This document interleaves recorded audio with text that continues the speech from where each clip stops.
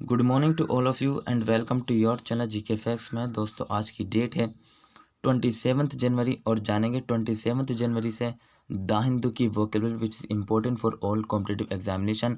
Daily ये video आप सभी को 8 o'clock पर मिलेगा एंड इस वीडियो का PDF का लिंक वो मैंने डिस्क्रिप्शन बॉक्स में दे दिया है, वहाँ से आप लोग डाउनलोड कर सकते हैं। और जो न्यू स्टूडेंट्स हो जीके फैक्ट्स की फैमिली को सब्सक्राइब एंड शेयर करना ना भूलें। चलिए क्लास को स्टार्ट कर लेते हैं। सबसे पहले आज की हमारी फर्स्ट वोकेब से which is very important. So first one is acclaim. Meaning क्या है इसका? प्रशंसा। क्या है मीनिंग? प्रशंसा या फिर किसी की तारीफ करना। So public approval and praise, सार्वजनिक स्वीकृति और प्रशंसा। If I talk about synonyms, so these are synonyms which is very important. So first one is applause and praise. Applause का मतलब होता है तालियां। क्या मतलब होता है? अप्लॉज का मतलब होता है तालियां। Antonyms censure, blame, censure. ठीक है। एग्जाम्पल डिस्कस करें तो देखिए एग्जाम्पल है despite the critical acclaim the novel did not sell well. Despite the critical acclaim the novel did not sell well. So आलोचकों की प्रशंसा के बावजूद उपन्यास अच्छी तरह से नहीं बिका। ठीक है। सो यहाँ पर ये जो डिस्पाइट है इसका मतलब होता के बावजूद। मैं यहाँ पर जो इंस्पाइट ऑफ भी लिख सकता था। क्या लिख सकता था? इंस्पाइट्स ऑफ। सो वहाँ पर भी ये ठीक था, लेकिन अगर मैं डिस्पाइट के बाद ऑफ लगाता तो वो गलत हो जाता। ठीक है भाई। इस तरीके के भी मतलब कि क्वेश्चन बनते हैं एग्जाम में, सो आपने इनको भी याद रखना है। नेक्स्ट है स्कैर्स। पार्ट्स ऑफ स्पीच इसका एडजेक्टिव है और मीनिंग है दुर्लभ। क्या है मीनिंग? दुर्लभ। Deficient in quantity or number compared with the demand. So मांग की तुलना में मात्रा या संख्या में कमी। सो मांग मतलब कि पीपल के द्वारा ज़्यादा है बट उसका जो नंबर है, ठीक है, उसकी डिमांड मतलब कि उसके नंबर कम है, उसकी क्वांटिटी। सिनोनिम्स है इसके rare, scant. Antonyms abundant, plentiful. ठीक है। एग्जाम्पल क्या है सर? देखें एग्जाम्पल है with job the scarce many young people have nothing to do. नौकरियों के इतने कम होने के कारण कई युवाओं के पास करने के लिए कुछ भी नहीं है। सो ऐसा है। सो फॉर एग्जाम्पल आपने देखा होगा कि प्रोटेस्ट चल रहा है अगेंस्ट रेलवे का जो रिजल्ट के, ठीक है, साथ ही एग्ज़ाम के विरोध में। So with jobs so scarce many young people have nothing to do. जब जॉब्स नहीं है तो उनके पास कुछ करने के लिए भी कुछ भी नहीं है। ठीक है। नेक्स्ट है मायर। पार्ट्स ऑफ स्पीच इसका नाउन है और मीनिंग है कठिन परिस्थिति में फंसना। क्या है मीनिंग? कठिन परिस्थिति में फंसना। इन्वॉल्व समवन और something in a difficult situation. So difficult situation में किसी को डालना या फिर खुद फंस जाना। किसी को या किसी चीज़ को किसी कठिन परिस्थिति में शामिल करना। सिनोनिम्स है entangle, embroil, enmesh, involve. Example क्या है इसका? सो देखें एग्जाम्पल है the women work two jobs in order to remove her self from the mire of poverty. So mire of poverty से वो निकलने के लिए वुमेन ने जो है 2 जॉब्स किया है। ठीक है। 2 जॉब्स मतलब कि 2 काम किए हैं। क्लियर है। Next is excoriate. Parts of speech इसका वर्ब एंड मीनिंग है आलोचना करना। To criticise harshly and usually publicly. कठोर और आमतौर पर सार्वजनिक रूप से आलोचना करना या फिर किसी की निंदा करना। Synonyms assail, castigate, lambaste, vituperate. Antonyms acclaim, laud, praise, glorify, admire. So अभी मैंने आपको प्रेज का मीनिंग बताया था, इसका प्रशंसा होता है और एडमायर का मतलब भी प्रशंसा होता है। ठीक है।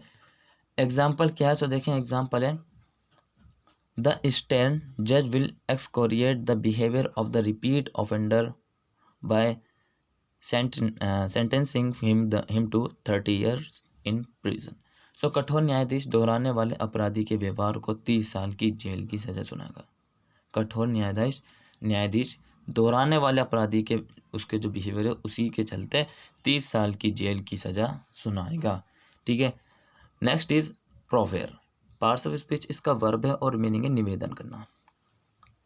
क्या है मीनिंग? निवेदन करना।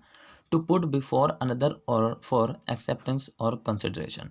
स्वीकृति या विचार के लिए दूसरे के सामने रखना। ठीक है। अपनी बात मनवाने के लिए। सिनोनिम्स हैं एक्सटेंड। एक्सटेंड का मतलब होता है विस्तार। Offer, tender, propose, give in, देना।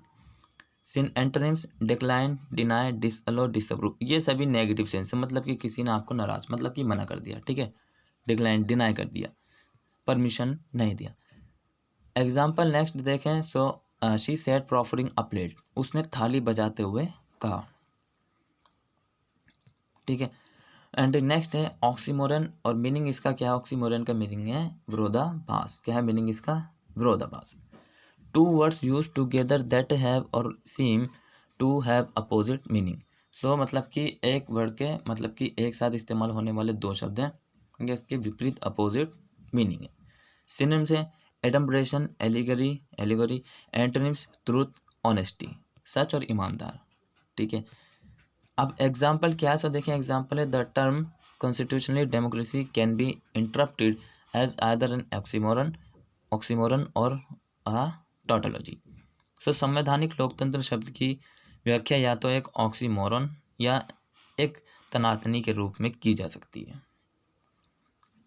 जो कॉन्स्टिट्यूशन डेमोक्रेसी वर्ड है, ठीक है, उसकी व्याख्या या तो एक ऑक्सीमोरन या फिर एक तनातनी के रूप में जो है की जा सकती है।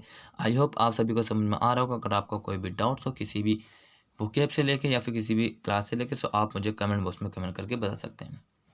साथ ही जो न्यू स्टूडेंट्स हैं सबसे पहले चैनल को सब्सक्राइब कर लीजिए और ऑल स्टूडेंट शेयर कर दीजिए।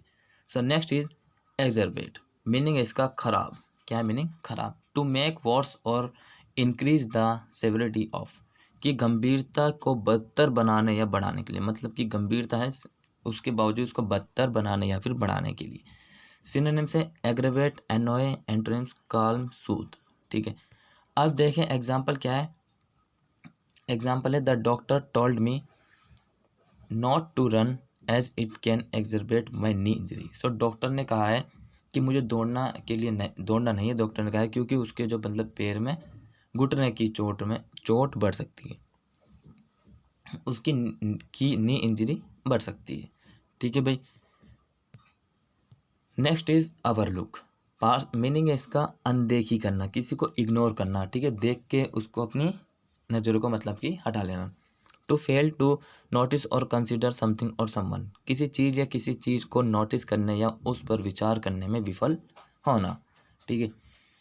एंड सिनोनिम्स है फॉरगेट, भूलना, इग्नोर, अनदेखा करना। एंटोनिम्स रिकॉग्नाइज एंड रिमेंबर, ये याद करना।